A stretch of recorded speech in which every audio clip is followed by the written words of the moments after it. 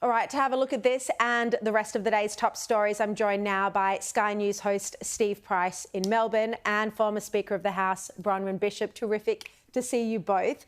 Bronwyn, let me start with you. What's your reaction to this revelation that the top two security chiefs, ASIO and ASIS, have been taken off the National Security Committee of Cabinet as permanent members and instead they're only invited in on a case-by-case basis? It reaffirms all the concerns I've always had about Albo the trot. Trot standing for Trotsky. This is the most appalling decision I think I've seen this government make because it really does put us at risk. This is a whole body of information that is gathered together so that the right decisions can be made and they're now excluded. So when we look at Albanese, he came from the far left. He was far left, hence his nickname, Albo the Trot. He hasn't changed his spots at all. China is no longer criticised. Is the fact that we've made these changes, is that the reason that China's now thinking of allowing wine back into China with a reduced tariff rate? Is it the reason for the visit we're having at the moment? What other concessions has he made? And when you look at the speech that was made by the head of ASIO very recently saying that he knows who, a former politician who let his country right down, who betrayed the country. Perhaps we might find out if he's not reappointed. Maybe he made that statement for a good reason. But I am just appalled at the direction that this government is going in all the decisions it's making. It is making this country vulnerable. And China wants us as a vassal state. Is this the first step with the kowtowing that Albanese has done to enable it to happen? Look, I have to say, Steve, what most concerns me about all of this is the fact that we are seeing this silence on China from the Prime Minister and from Penny Wong. They rarely criticise China in public anymore. And instead, we had the Trade Minister, Don Farrell, say just yesterday that New Zealand was now our most trusted ally. That's nonsense. It's plainly untrue. But he said it the same week that China's Foreign Minister is arriving in Australia. Well, that's right. Congratulations on breaking this very important story. And I think what we're seeing here, obviously, is the Albanese government trying to change the narrative on China, and that should worry all of us. Bronwyn's correct. I do note that our colleague Peter Credlin, I think, said something very important on her program tonight. And unlike me or you, Shari, I don't know about Bronwyn, we've not sat in that National Security Committee room. Peter has, and Peter made the point that often the head of ASIO or the head of ASIS, who is in that room, would often stop the rest of the public servants and politicians in their steps by making a statement about something that none of them knew about that was obviously very important that the country needed to know about. And so it seems to be madness, complete madness, that you have qualified heads of ASIS and ASIO excluded from a security meeting. I mean, they're the first people that you would want in the room, and you would want to listen to them.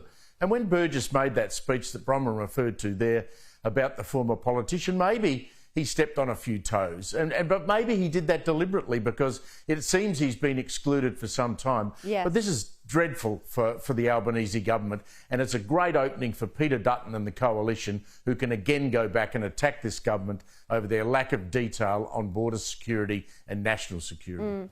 Imagine being so arrogant as the Prime Minister or Foreign Minister or Richard Marles that you wouldn't want the head of ASIO and ASIS in that room on a permanent basis. And, you know, as some of my sources have said to me, you know, it's all very well inviting them in on a case-by-case basis, but you don't know when there might be a matter that they do have expertise in that they can just offer unsolicited advice. But clearly the government doesn't want that. Now, let's move on to electricity prices. The energy regulator today announced that power bills would be reduced and that the relief would be modest for most households. But at the same time, the Australian reported today that electricity bills have increased by as much as $832 since the last election. This is massive, Bronwyn. Absolutely. I mean, this is deliberate policy again. The cost of electricity is driven by government policy. And this lie that is told that renewables are the cheapest form of energy is just that, a lie, because you have to cost in the poles and wires, the building of the new infrastructure. All of that is part of the cost of enabling power from wind and solar to get to your house or somebody's business. And that's not being done. You also have to cost in the cost of prime land, which is now being destroyed by great panels destroying the earth and the ability to grow food. That's another cost. So there's no proper debate about renewable energy in this country at all. And the government and the opposition is quite right when they say we must have base load. It can only come from coal or from nuclear power.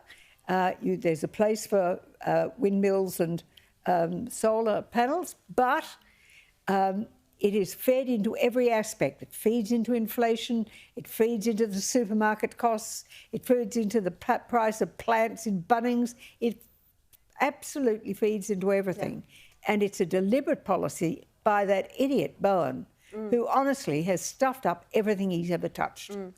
Steve Price, I mean, no one plays the clips more than my mate Paul Murray about Albanese promising that electricity prices would be $275 cheaper before the last election. And yet today we learn that actually they're $870 more expensive.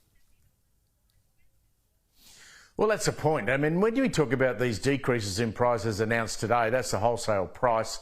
I mean, the retailers don't have to pass those prices on. They probably will. But we're talking about peanuts. I mean, remember, Sherry, we used to have, you know, when you had a federal budget, you'd have a milkshake budget tax cut.